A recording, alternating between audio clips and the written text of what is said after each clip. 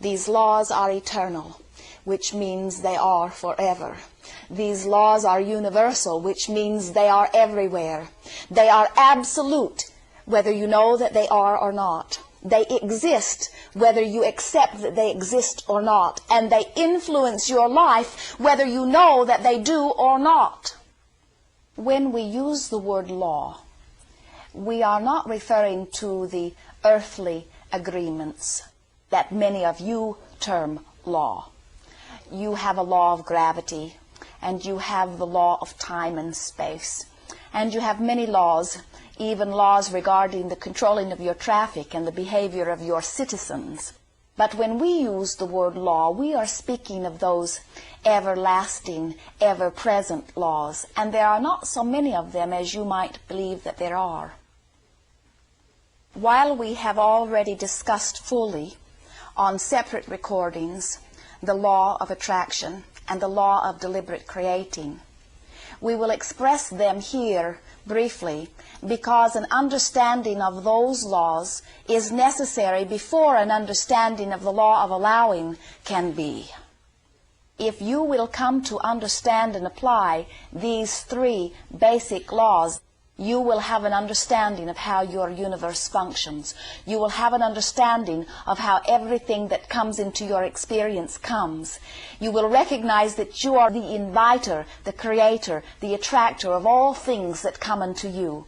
And you will indeed then have deliberate control of your own life experience.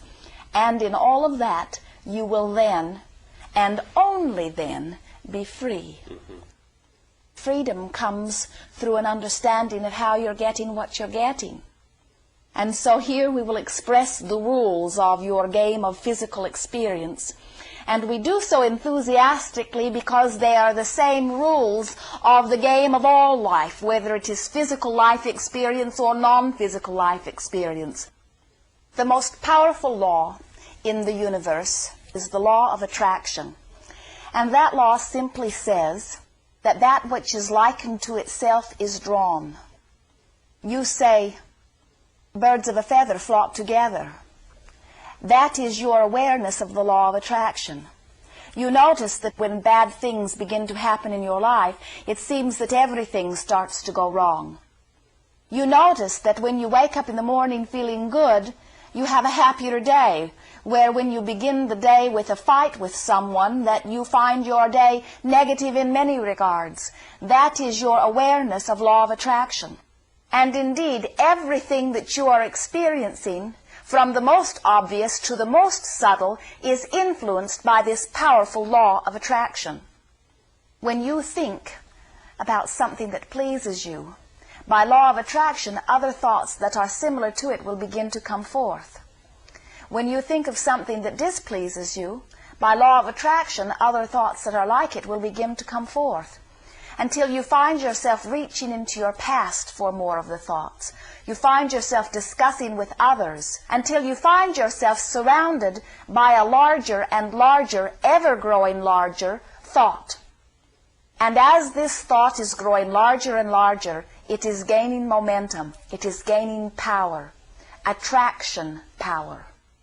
An understanding of this law puts you in a position where you may focus your thoughts only in the direction of what you are wanting to attract into your experience, while you may take your attention from those thoughts that you are not wanting to draw into your experience. The law of deliberate creating is described in this way. That which I give thought to, I begin to attract. That which I give thought to with emotion, I attract more quickly. And once I have launched it powerfully by giving thought with emotion, then as I expect that which I have thought about, I get it. The balance of deliberate creating is two-sided, so to speak. On the one hand is the thought, and on the other hand is the expectancy, or the belief, or the allowing. And so when I have given thought to something, and now I am expecting it or believing that it will be, now I am in the perfect position to receive the subject of my thought. You get what you think about, whether you want it or not. Your thoughts are powerful, attractive magnets.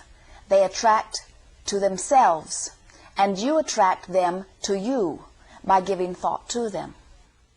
When you feel lonely, you attract more loneliness. When you feel poor, you attract more poverty.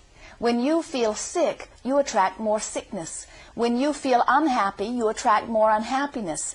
When you feel healthy and vital and alive and prosperous, you attract more of all of those things. The way you feel is your point of attraction. And so the law of attraction is most understood when you see yourself as a magnet getting more and more of the way you feel. It is usually easier to see these laws at work when you look into others' experiences. You will notice that those who speak most of prosperity have it. Those who speak most of health have it. Those who speak most of sickness have it. Those who speak most of poverty have it. It is law. It can be no other way.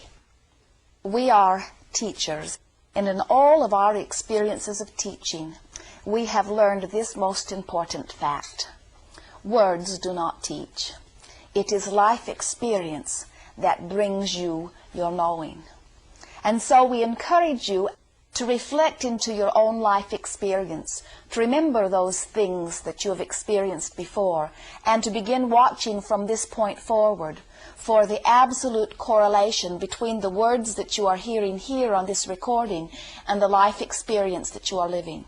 For it is our knowing that there is not a shred of evidence that exists anywhere in your universe that is to the contrary of what you have just heard on this recording. And so if you will begin to notice that you are getting what you are thinking about, then and only then will you be wanting to pay attention to, in fact, to deliberately control your thoughts.